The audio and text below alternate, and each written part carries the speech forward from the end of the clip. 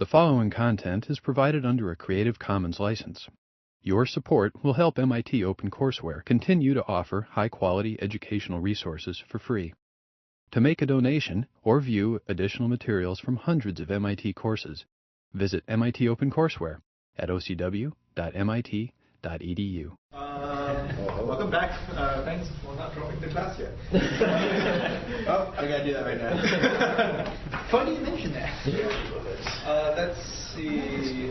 Just a reminder, actually, the one big reminder for folks who weren't here on Friday is that we swapped around Friday and Mondays.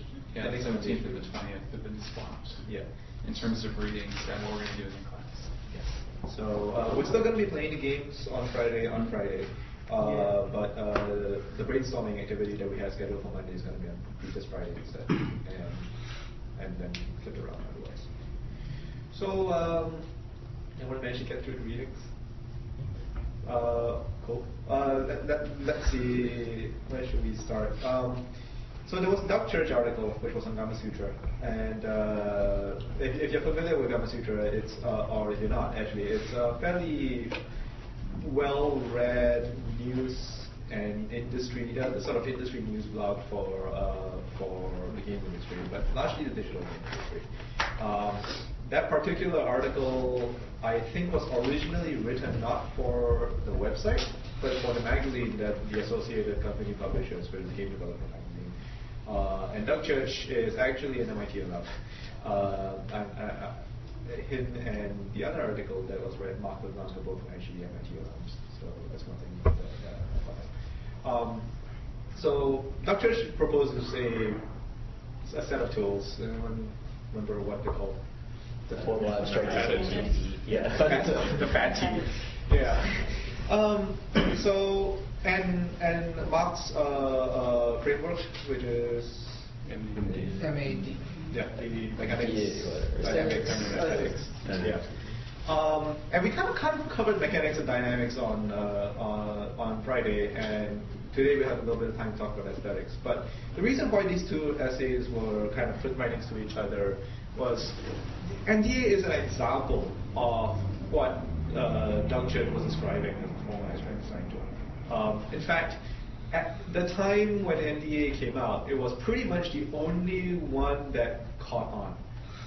Everybody, all the problems that Doug Church lays out in his article about the problems that we don't have a vocabulary, that consistent vocabulary to talk about our craft, and thus we can't actually improve on it, and thus we need some formal tools to that everyone uses. Unfortunately, not much has caught up. NDA being one of the few that has.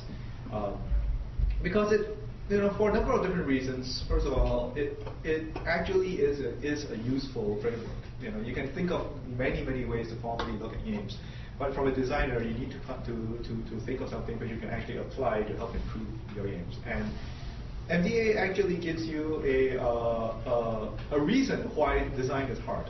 So if nothing else, designers like it a lot because it says this is why my job is hard. And the reason being, you get to control the mechanics.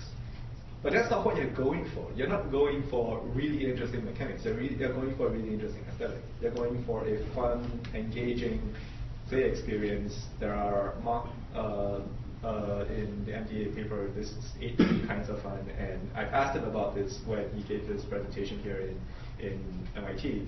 Those 8 were not meant to be comprehensive. They were meant to be, these are the 8 that I could think of at the time. And IDOS, I have a list somewhere where IDOS has like a full page of different kinds of fun. Different kinds of experiences that people are trying to get out of playing a game. That's what a game designer is trying to get. The only problem is that a game designer doesn't actually control that experience. The game designer only gets to control the mechanics. Depending on what company you are, maybe you have the title of game designer, but you're also in charge of the art. You're actually also the lead programmer. It's possible that you also have more control over things than just the mechanics. But most designers, mechanics is what their job scope is. So they write the rules. The rules interact in some sort of like ridiculously hard to predict way, and then you get the experience of playing the game. It's aesthetic. And you hope that's what you were going for. It usually isn't. and then you make a change to the mechanics, try again. And the nice thing about that is that works really well with iterative design. In fact, without iterative design, it becomes really hard to control this entire process, because basically you're 2 orders removed from the experience that you're trying to create. It's like trying to draw on a piece of paper where not only can you not see the paper that you're drawing on, you're also controlling the brush or the pencil tied to a stick or something like that, blindfolded. That's kind of what being a game designer is like. So that's the experience from the game design side. You get to control the mechanics, and you're going for some sort of aesthetic. And on the other side, the player is experiencing some kind of aesthetic, and and they can sort of work their way back. It's like, I'm getting this kind of experience. Why am I getting this kind of experience? If you've got a particularly insightful game player, maybe you're taking CMS 300 Introduction to Video Games, and you're analyzing games, and you're trying to say, how did we get here? And if you're taking this class, you're going to be doing that a lot. This game, Heroes Mathematics 3, for instance, has give me a particularly a sensation. Describe a sensation that you got when you were playing that game, that you recall. Strategic, outsmarting. So playing against friends, outsmart them. So it made you feel smart. It made you have to think really, really hard and everything. So and then you think about what dynamics might have resulted in that. What sort of fog of war. Fog of war. You have to figure out what is behind the areas you can't see. Yeah. But there's some information that you can see that may give you clues. And then fog of war might actually be already a mechanic. But the idea of there is information that you can deduce even though you can't actually see it, and there's some probability of getting it right based on your experience with the game. Fog of war being one game mechanic that gets you there. So you can sort of analyze it backwards and figure out, okay, that's one thing fog of war gets you. Sometimes fog of war just confuses people. Right? That there could be anything behind this corner. I mean, technically, Final Fantasy random combat system is like fog of war, right? I don't know if there's a random encounter here. I will walk into it, and then, oh look, there's slimes. Slimes are Dragon Quest. That wasn't Timid Slimes. We didn't Final Fantasy Timid Slimes? The Square Enix merger is complete. Plans are the classic Final Fantasy ones. Slimes are the classic Dragon Quest ones. Flies. Yeah. You are fighting cake. But there is actually a problem. Actually, I don't need to write this down. There is a problem with, well, maybe it's not a problem. There is an issue that I have with formal abstract design tools, and come to the word formal. Doug Church uses it specifically to say, well, it should be sort of serious business, right? It is formal with a capital F. We're not talking about how cool this game is. We want to be very precise in our vocabulary. We want to be, we want to treat it like serious business, capital S, capital B. However, the other assumption with the word formal comes from formalism. You are thinking about the form of the game. In a way that if you were trying to apply the same technique to talk about art, you'd be talking about the form of visual art, the form of cinema. And that is actually a fairly narrow way to look at something which at a topic that's as broad as a game. It is as if we were trying to analyze something like Heroes Might Have Met, and completely ignoring the fact that you were playing it with friends from French class. That would be an example of, well, that had nothing to do with the game. Well, actually, it probably had a lot to do with how you experienced the game. Playing. There's the rules of chess. And you can just look at the game based on the rules of chess. You could also look at the history of chess. You could also look at who you're playing it against. Are you playing against a random person or against your dad? Big difference. Or in my case, my mom. Are you, playing it in a club? Are you playing it, against the chess master in Harvard Square or something like that?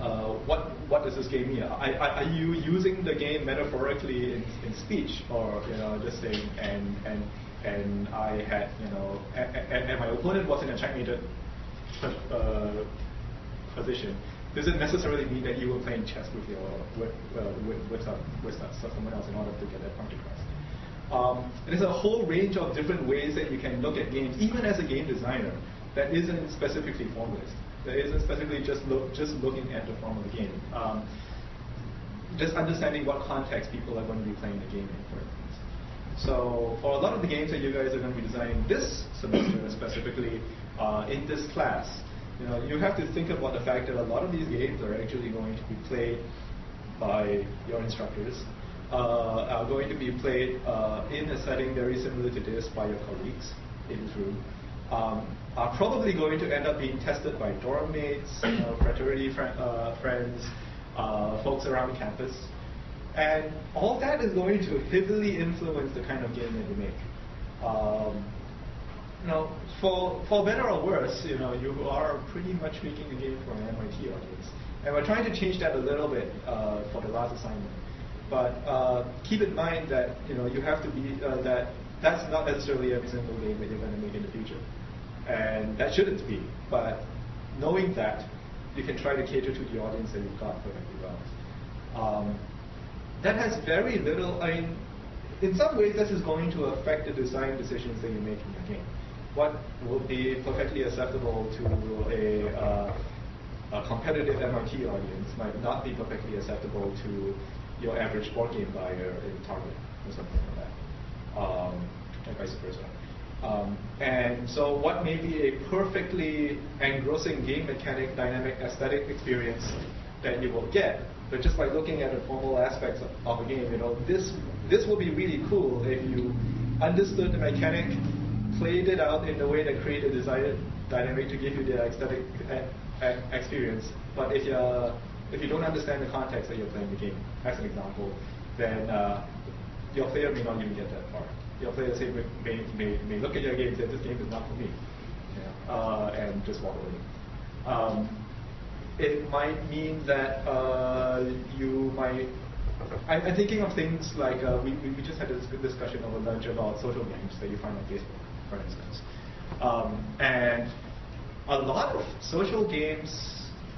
I might have already made this point, but it has been argued that social games aren't all that social. All you do is really beg and spam your friends. That's the whole point of playing a game. But in many ways, it's also saying to your friends, we're kind of doing the same thing. We may be separated by time and separated by distance, but we're all doing the same thing. And we could be playing this game. We could be talking about a show that we are watching in our own apartments, but then we get to discuss it. But in many ways, this is just me telling you we're doing the same thing, therefore we're part of the same group.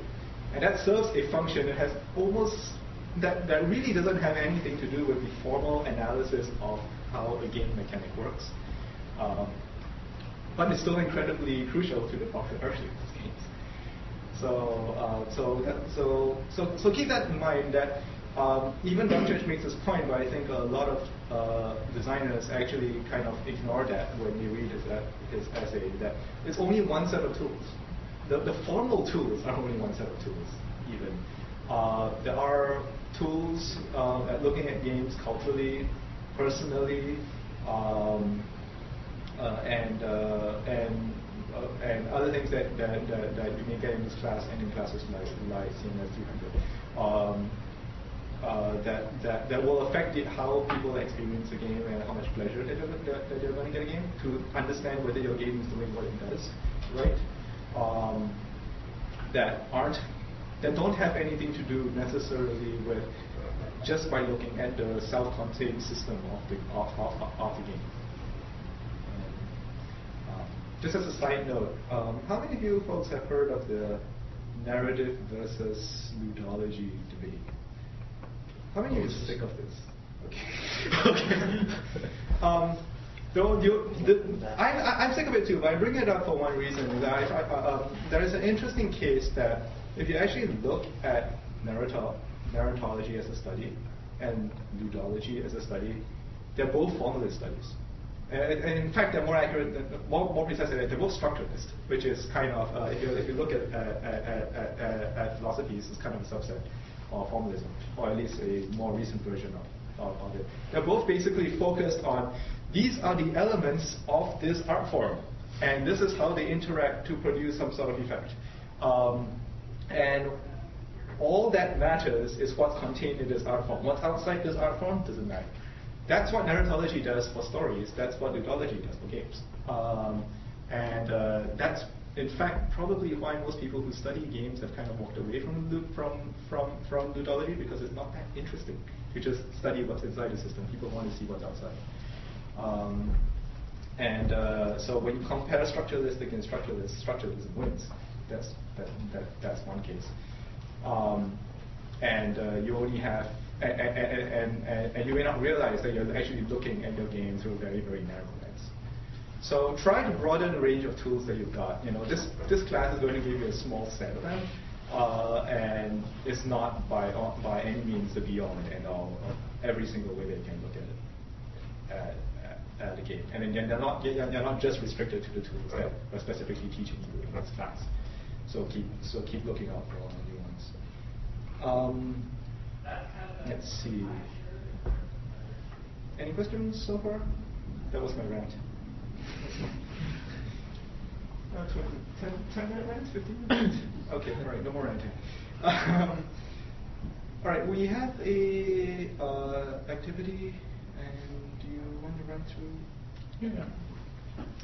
Okay, so I'm going to pass around. This is my crappy race game. So you're going to need one copy per pair. There's also some nifty six-sided dice. You need one die per pair. No, I just. And then each person is going to need 3 of these poker chips. It doesn't matter what color, so just grab 3. Not necessarily. Any 3 you want. And then you're each going to need a marker to indicate yourself, and I recommend just grabbing any given die you like. Those should be fixed. There in the middle. There should be more than enough copies. One. You're fine. Okay. Oh, you don't know there? Yeah. So usually with him. Yeah. You only need 1 board per group. So what are we going to play? I don't know yet.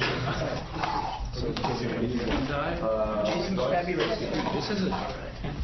So, one die for every 2 people? Yeah, one of the 6-sided die for 2. And then you need markers for yourselves and then bonus markers, and that's what the poker chips are for. So keep the poker chips circulating. 3 per person. 3 per person. 1 playing piece per person? Okay. You can use coins, you can use dice, like 50-sided dice, scraps of paper, whatever you want. I'm in Mako with the pennies and crown. 4 pieces. So we have 3 of these. Well, yeah. Most people see that. How many a quarter? Take that. If you need markers for yourself, you can try one of the multi-sided polyhedral dice over here. I guess both of those for you. Okay, what now? What now? I should have used this. I'm more well versed in the board. I concede defeat. Probably change it. Is that even correct English? Cool. I think you're going to have to die just to The die is to roll. So, yeah. Okay, if you want to get I did try and get more stuff that we need. Okay. Okay, so can everyone hold on for a second? So what we're going to ask you to do is just play through this game a couple times, and then we're going to come back and kind of apply the MGA framework to the game itself. And then if we have time, I think we're going to spend some time tweaking it. Yeah. Okay, cool. So we'll interrupt you in probably 10 minutes. Actually, 10 minutes is probably it's a pretty quick game. Okay, so I mean, this is sort of on the fly. Yeah. So what we kind of like to do is hear about. I guess we'll just go around the room in pairs, and you guys can talk. Or do you want a minute to talk about to apply MGA to this and kind of come up with something, so I'm not like calling on you on the spot? Anybody want to volunteer how they felt? What was the aesthetic of this game? There is none. Well, that's not true. People were pretty loud for their Advertised itself emotional as effects. Crappy race game. It felt competitive. Well, the thing is, it's like very simple aesthetic. So in the paper they say you're going to go straight, like the player should be using the aesthetic, but here you go straight to the mechanic, and you're wondering about it. Yeah. I mean, it definitely is easy, especially for board games, because the mechanics are written down right in front of you. It's really easy for you to judge. But how did you feel while you were playing this game? I think there was a sense of tension. There was maybe a sense of brinkmanship, perhaps. There was a sense of,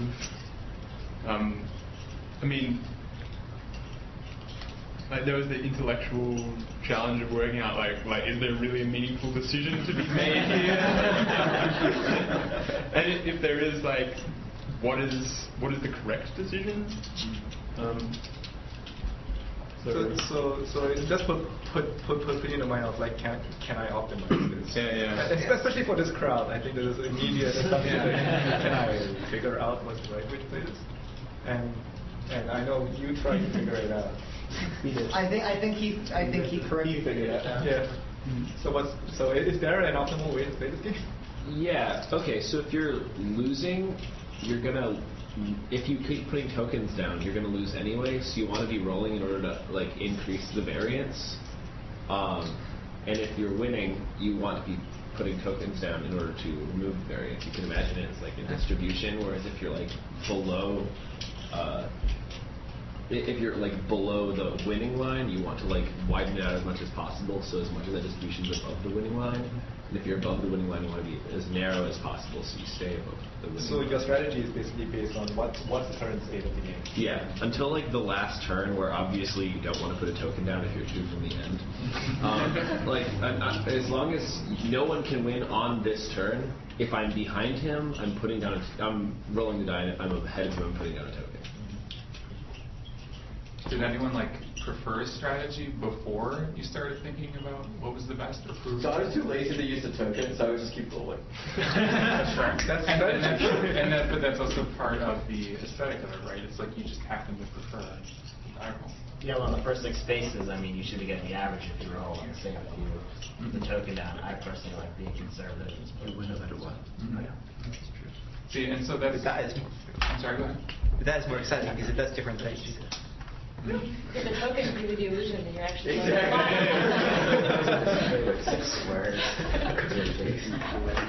Did anyone like get to a situation where you're like really far behind and just like caught up? No. Really quickly? No. You can't. Play all the tokens and the person is playing no tokens. Right. Then in one turn the person is all the tokens and it's like shoot. Yeah. Right.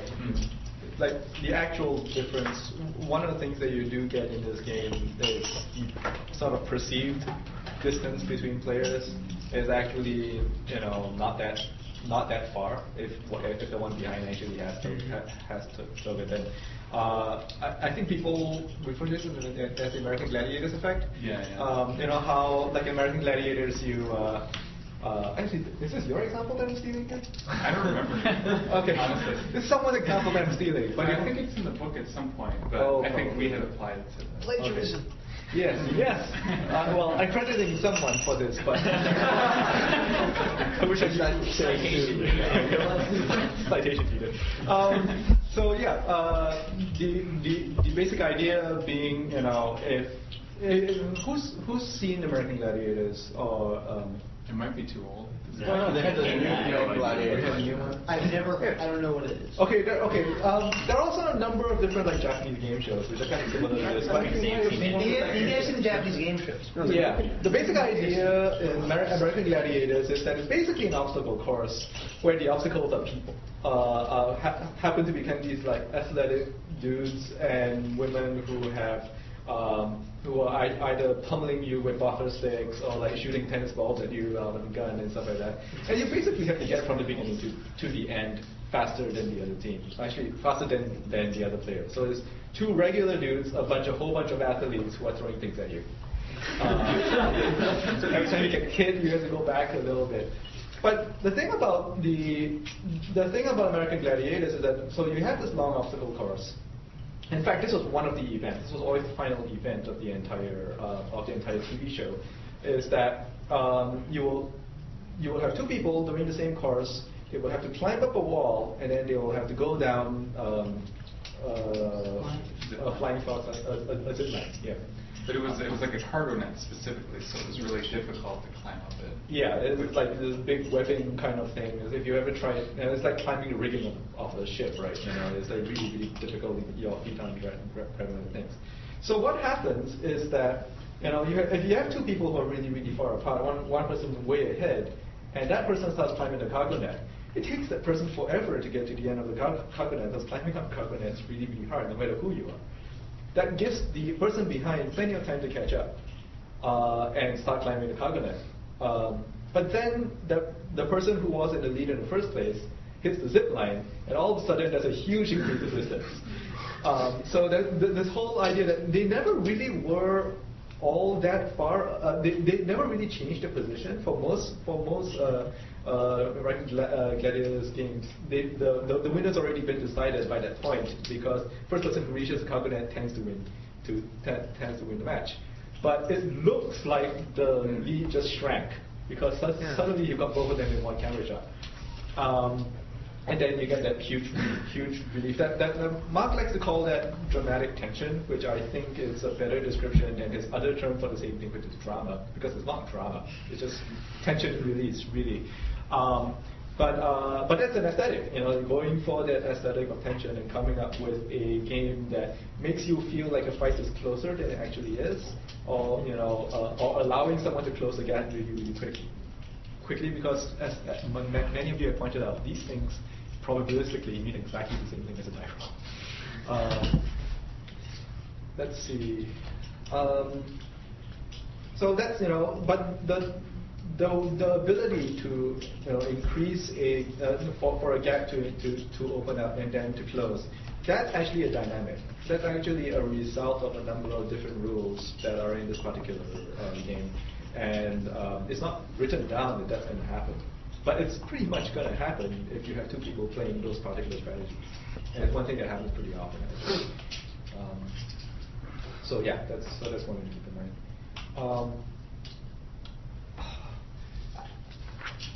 What are the constraints that you're seeing in the design of this game here? Like what was this game? What does this game have to do in order for it to be a viable in-class exercise? Fit on a sheet of paper. Fit on a sheet of paper. That's a huge one, actually. Because first of all, it limits how many spaces you've got. Assuming everyone's using like something this size or a coin or something. You can laugh at that, but that's literally how it went. Is I wanted it to fit on a sheet of paper, and the spaces had to accommodate a die. So the number of spaces is a result of that. So 12 was a complete accident? Yeah. Well, you probably could have fit 13 square in there. Probably, but actually some margins. Yeah, it's hard. See, the rules have to fit on one sheet of paper as well, so the rules can't be that complicated. Mm-hmm. Yep. Most of these rules are single sentences for the most part. It's just that because your columns are so small, they look really much more complicated. It had to be quick. It had to work within 10 minutes. In fact, it had to work so that you could get a few games hopefully through within 10 minutes. Anyone only managed to get through one? Yeah. Okay. Worked. That'd be really hard. Unless you deliver an epic game. So different aesthetics. This game tries to get it like really, really tense, but obviously the decision that you're actually making in this game, is minimal. You do get to say, well, if you are already losing, then there's really only one rational thing to do. But if you were playing this game, as Jason recommended, if I was playing this game against myself, there really is no optimal strategy. I could pick two different strategies for each side. Just because that who plays first, basically. Yeah. The person who plays first is by default wins. On average. And you won every game but one. I'm bad at rolling dice. Because if you're rolling enough, right, it could just be bad. So I would like actually folks to try mixing this up a little bit. Pick a rule in here, any rule, and alter it. Either you can do things like adding more squares. You can change the movement chart. One idea that I had, and someone who's taken probability more recent than me, which is what happens if you use the high of 2 dice rolls instead of just 1. Because that changes the probability. And play around in that, see what that feels like, and if that feels just boring, try changing something else. So we've got 15 minutes. Yeah, that's reasonable. Yeah, and then you'll tell the class about what you changed and how that changed the feeling of the game. Cool. So every 2 people work with the team next to you, explain how your version works, and have the other group play it, and what I'm going to do after, and vice versa. And what we're going to do once everyone's done this is you will have to tell the class what you felt that game, the other group's game felt like. So let someone else figure out what your game aesthetic is. Cool. So any team want to just go first? Describe the other team's game. Okay, that's starting with you. Do you want us to describe the rules they changed? Sure. Just Sure. The main change in this version was that it's modular, so you have to land exactly on the end, or otherwise you wrap around. Okay. And it changed the aesthetic a lot because it stopped being a race against your opponent and became more of a trying to figure out how you can use your tokens to precision just hit the end. Oh, very okay. mathematical and methodical. You just you decided whether or not you're going to stockpile tokens to give you more winning squares, and then you just waited until you landed on a winning square. So you're getting into this computational more than anything. It's not as competitive. So one of the discussions we had was whether or not if you had 3 tokens, you would just get to the end, because we made our tokens so you would move 4 spaces. Okay. But I just realized you have to do the die roll after that. Yeah. So yeah. Okay. Anyway. Let's see. Jeremy's good. So they had a really creative rule where they have a D10 here, so it goes from 0 to 9, and you roll it under a cup, and that's the number of spaces away from the end. So from 0 to 9, that the winning point is. Okay. And in your turn, you can either play normally or you can check to see where the winning point is. If you've won, that triggers you winning, but you cannot win until you physically check and confirm that you won. So it eats up a turn, but it could be that after one roll, or 2 rolls of 2, and if this was a 9, you've won. And so and that was a lot of fun basically because we hadn't yet figured out the optimal strategy, but it was just fun. Yeah. It was So really cool. so what's it feel like when you're trying to figure out what you're going to do? He beat me by checking when it was far away, being lucky. So if you don't check, you have to reach the end to win. So you have to check usually anyway in that game.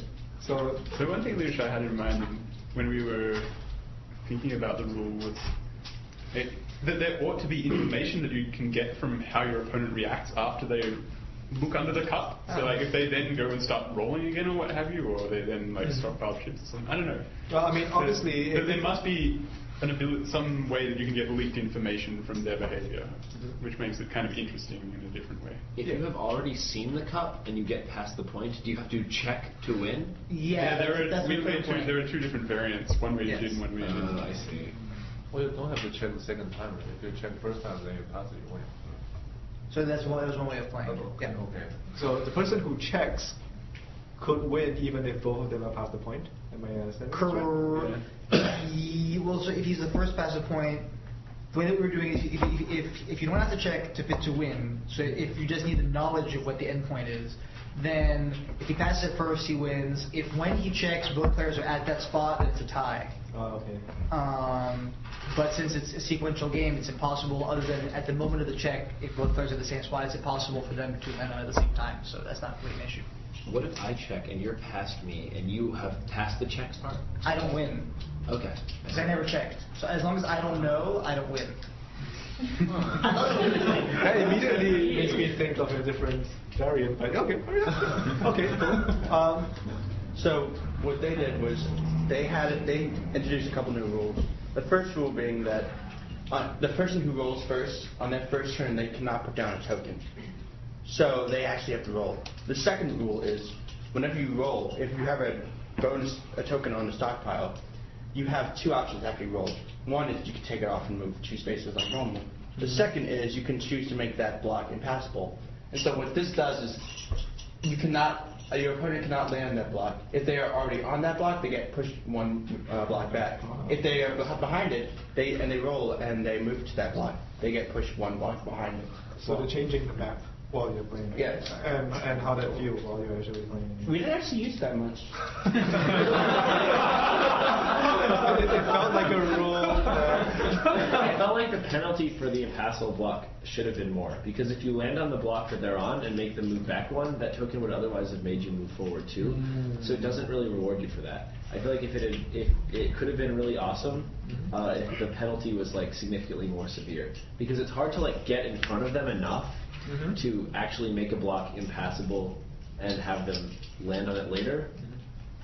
Probably like all the way back or something. Yeah, exactly. So try multiplying it by 2 and see what happens. Yeah. Even 2 is not fair. Even moving back 2 is not fair. You can just go too forward. Yeah, and then you're not always going to land on it. Yeah, if you're like, that should have changed the gameplay, but that didn't. One of the tricks in chapter 1 was just make it bigger and see what happens. If nothing else, it will just give you more information on whether you should be spending any more time with this direction, or whether it it really isn't going to affect the way how people play because people don't end up caring about it. So the rule of 2 is just like multiply something by 2 or halve it by 2 and see what happens. Obviously, halving by 2 will not work so well. Okay, who else? So essentially, they had these tokens as power-ups, and you would never actually take them off to move more spaces. You would just keep adding tokens, and you could roll. So you could spend 1 turn to put a token on, and then consequent rolls, you could essentially say, I have n tokens, so therefore I roll n plus 1 dice and subtract n. N plus 1 dice. So I had 3 tokens. You roll normally, and then you roll a die for each token you have, and then move back 1 space for each token you have. Interesting. So it moves your average and your maximum up each time. Right. So you could add tokens to power yourself up. And you could also remove tokens to take away tokens from the other guy, right? Yeah. Okay, so which we never actually did. You're playing it wrong. Oh, right. I think we didn't realize, but I guess we forgot to go over the fact that you don't take out all the tokens when you do your special move. They stay in there. Because mathematically speaking, if you take them off, it's just worse. Right. So, I mean, well, that's an important object lesson in how to explain your rules to people. But, how did it feel while you were playing their variant? It made my mind tired, being like n plus 1 minus n, blah, blah. But it was interesting. I actually used it. Like, before I said that I would only use the die, but this time I actually used tokens. And what happened when you actually used the token? Was it like, yes, or like I said, like the math made it too hard for me to actually. Oh, something happened. Okay. Well, it made you use the tokens as opposed to. It was interesting. Okay, cool. Who hasn't? Jason. So the rule that they gave was that if you are behind the player, by behind they mean if your token, if your piece is like behind the other one, not like in losing second part. Right. Yeah. but not in the imaginary sense. In the whatever. If you're physically behind them, then when you use a token, you get to move 1 extra space ahead. Okay. If you use 2 tokens, you end up getting like still 1 space. So how did it feel? It actually changed the strategy a little bit because in the beginning you basically don't want to be the person who moves first because then your opponent can just use all their tokens and get a lot further ahead of you. Oh, I see. Okay, so maybe you want to stockpile tokens and then wait for the other player to get ahead of you, so that you can reuse them. You can further. then you just sit at the start line with 3 tokens. Yeah, right. But then you're forced to roll. So pretty much the token goes second. Gives an advantage. So that's actually a negative feedback loop, which we'll get to, I guess, in the next class. But the whole idea being, if there is a gap between players and you have game mechanics that specifically are designed to narrow the gap, those are negative feedback loops. Pretty much. Mario Kart. Mario Kart's blue shell is the other direction, right? Is to knock back the person who's leading rather than helping you catch up. But actually, a lot of Mario Kart's mechanics are basically designed at trying to reduce the lead. All right, cool. Who has it on? Yeah. So they added one rule, keeping everything else equal. They added a second die, and then the way it worked was you arbitrarily assign people odd or even numbers, and then you roll to see who would go on that particular turn. And then that person, whoever it was assigned to, would play, and then you would roll again to see who went at the next turn, and so forth and so forth. How did it feel? I got bad memories of Mario Kart. It's like what again? Well, I mean, like I many mechanics I just describe as great Mario Kart-like phenomenon. Well, Mario Kart is actually a collection of a lot of fairly fundamental mechanics, but describe specifically. I felt like just rolling to see who went, like amplified the sense that you were just playing for luck.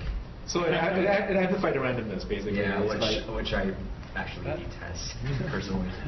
What's that rule? The original game? Yeah, that rule is like the initiative rule in Star Wars miniatures and Dungeons and Dragons miniatures. And like in that case, where there's like actual strategic decisions to be made, then it's actually kind of cool because it means that you never know like whether you're going to be able to capitalize on the position that you're in at the end of the turn. That's exactly what I was going to say. It's like, since we both know optimal strategy for the original game, now it's just pure luck. So if there was harder strategy, it would be pretty cool. So it almost becomes like a gambling game, a game of chance. Cool. All right. They added different dice you could roll for different effects, such as if you rolled a d20, you could go 10 spaces if you managed to get a 17, 18, 19. 18, 19, 20. Or 18, 19, 20, yeah. And they added the d10, which also had similar effects, and the d8. So Patrick and I pretty much experimented with, well, he just rolled the d20 the entire time.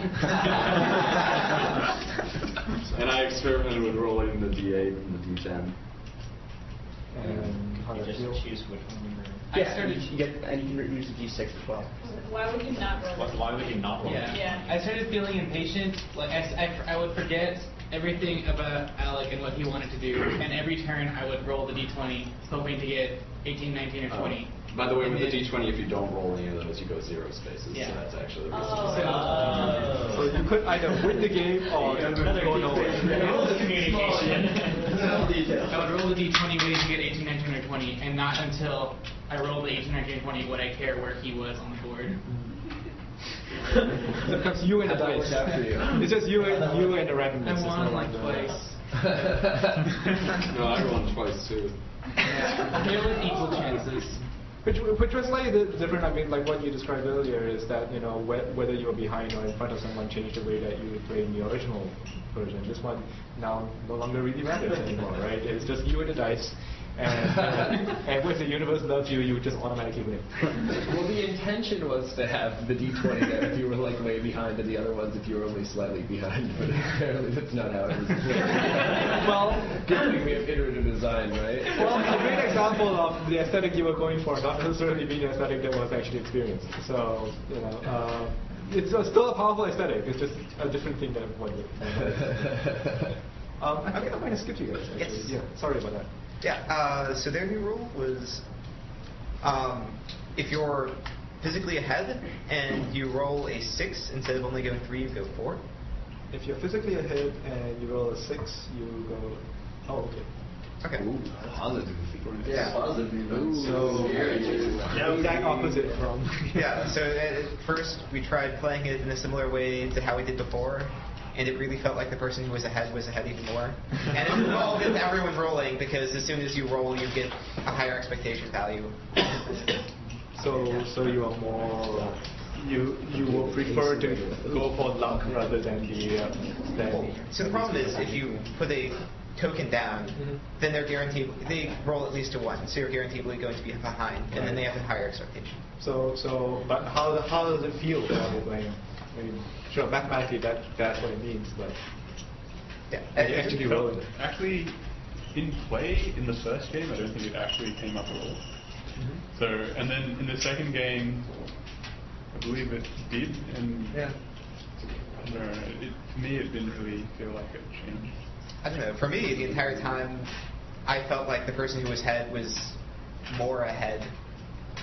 It would come up more if your board was longer. Yeah. Because you're only encouraged to stockpile for the first few turns, but if you're encouraged more, then you might want to switch. It's contrary to something. Even in games where no one rolled a 6, do you feel like it changed your strategy?